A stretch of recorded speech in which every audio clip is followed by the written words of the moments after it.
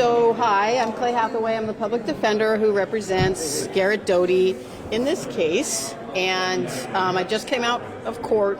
What occurred today was that the district attorney informed us that they were not able to proceed with the preliminary hearing because they don't have the proof that they need. And the proof and evidence that they need is Mr.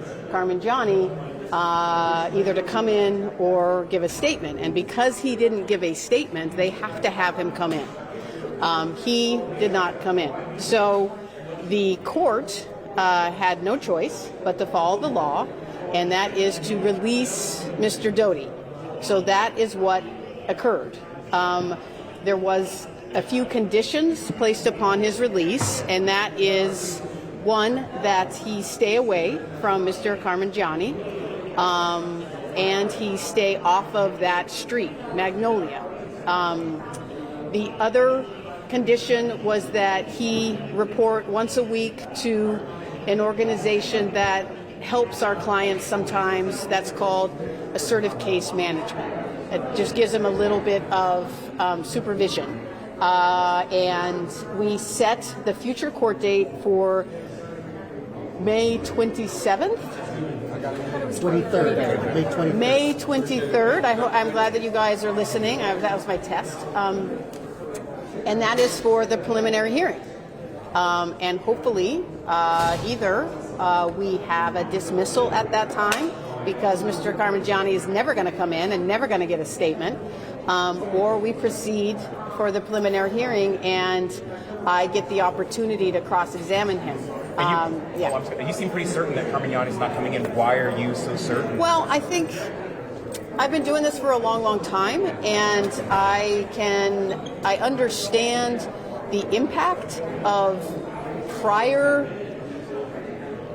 bad acts, and that would be impeachment on Mr. Carmignani. Now, these 8 police reports that I referenced yesterday, which I never said that they are Carmignani, okay, let's just get that clear. I don't know. I have a strong suspicion that they are because of similar descriptions and a similar MO.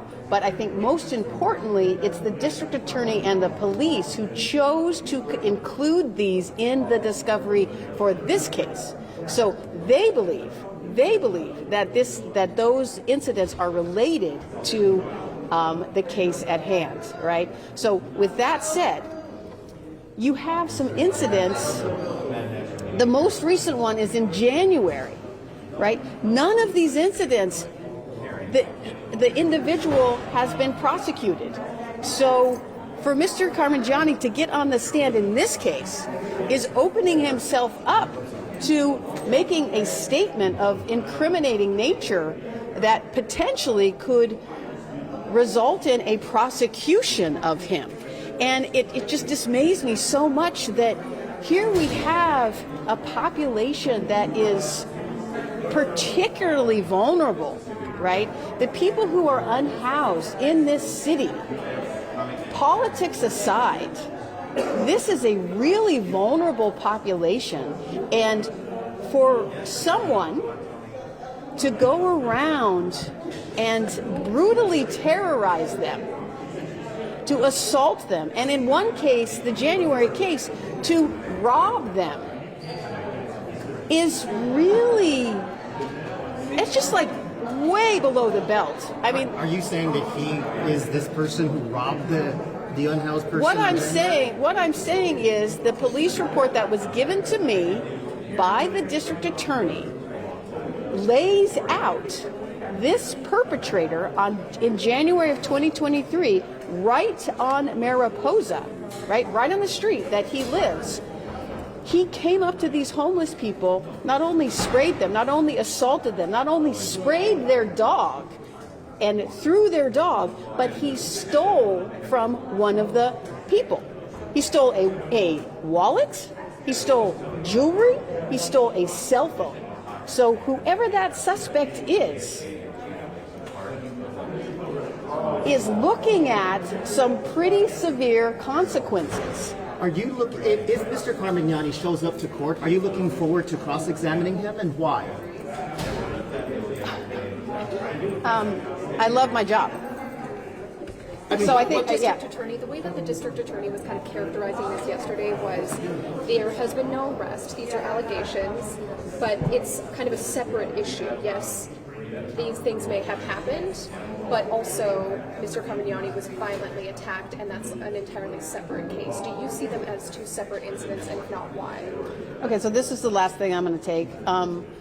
It's not separate because this case, my case, unless Mr. Carmignani is credible and believable, they don't have a prosecution.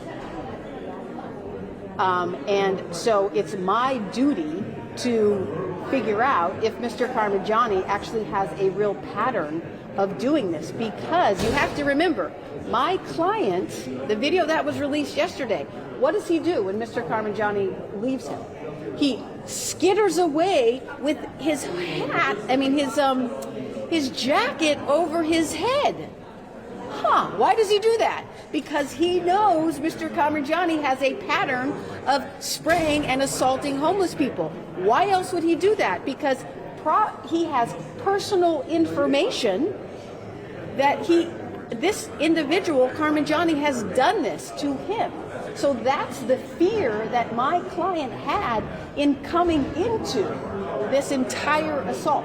And that's why it's relevant. In that video you mentioned to the media? Sorry? Will you plan to be speaking to the media? I don't know. Probably not. No. In that video, you said that are you contending that there was bear spray that he had as he approached your client? Because you released two videos. The first one you referenced it. Do you think he had bear spray with him as he approached? The video speaks for itself. Everyone can look at the video. Okay. So he's I gotta go. pushing for dismissal. I just want to find out what this is. Yeah. Thanks, guys. He's released from custody. He's released from custody today. I can talk to that because I'd like to speak to that because this is the most important thing. Mr. Doty is incredibly relieved to get out of custody. It's been really, really hard for him to be in custody. I'm in contact with his mother, who's very concerned, and we are going to be in constant contact with him once he gets out. Thank you.